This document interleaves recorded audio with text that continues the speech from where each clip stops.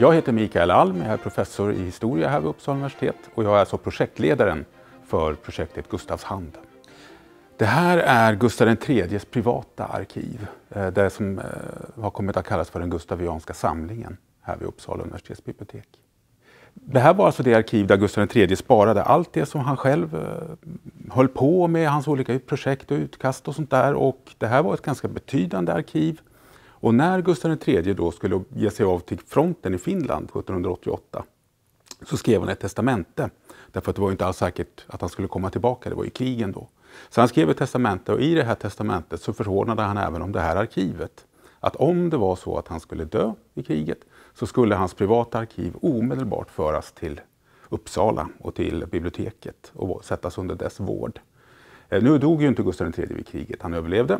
Men testamentet blev kvar, han ändrade ingenting. Så att när han sen då något år senare faktiskt dog efter skottet på Operamaskeraden, då kickade det här testamentet i kraft.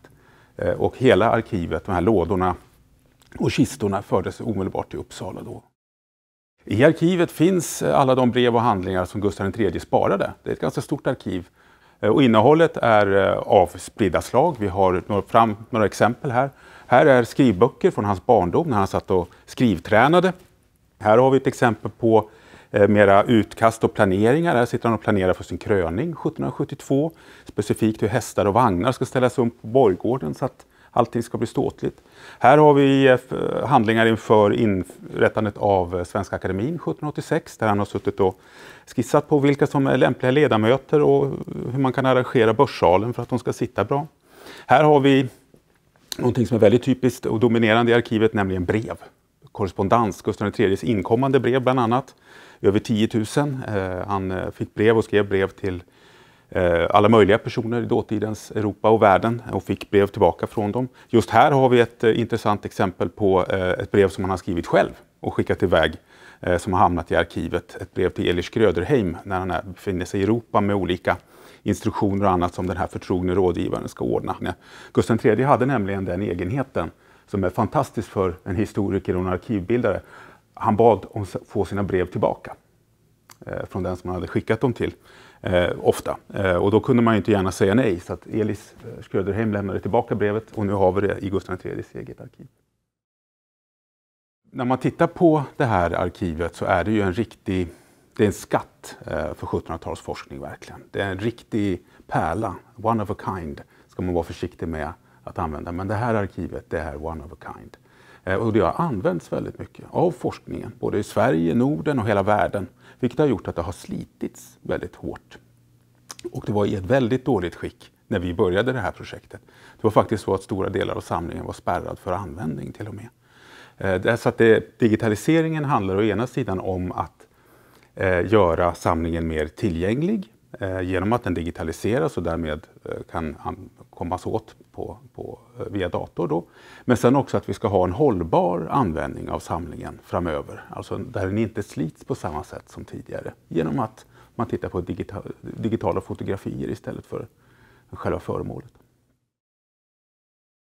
Ja, då ska vi titta på det första steget i vårt arbete med gustavianska samlingen. Vi har gått ner till samlingsvården när man arbetar med de här sakerna. Och här har vi ett exempel på hur samlingen har förvarats sedan 1840-talet när man systematiserade och gjorde ordning den.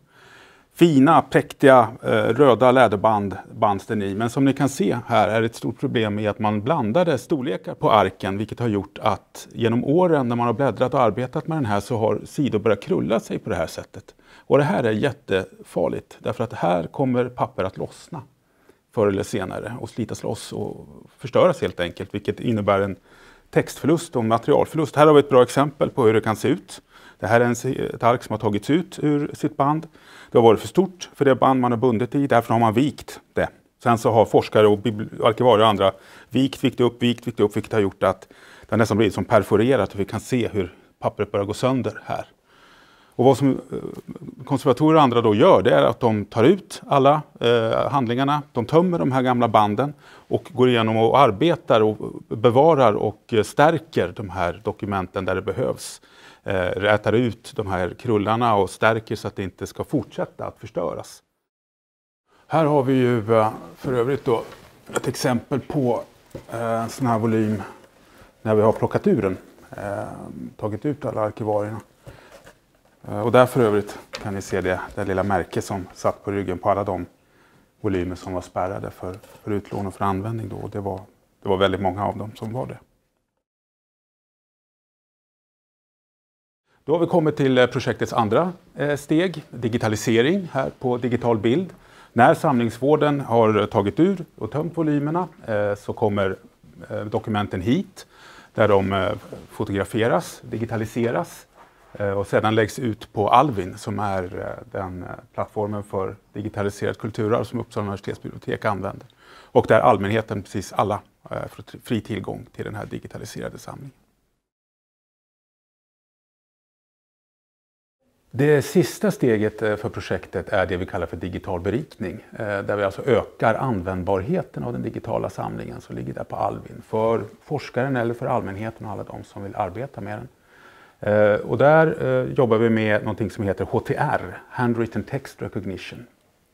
Där man helt enkelt lär en dator, man tränar upp en dator att läsa Gustav III:s handskrift. Det är väldigt häftigt att se.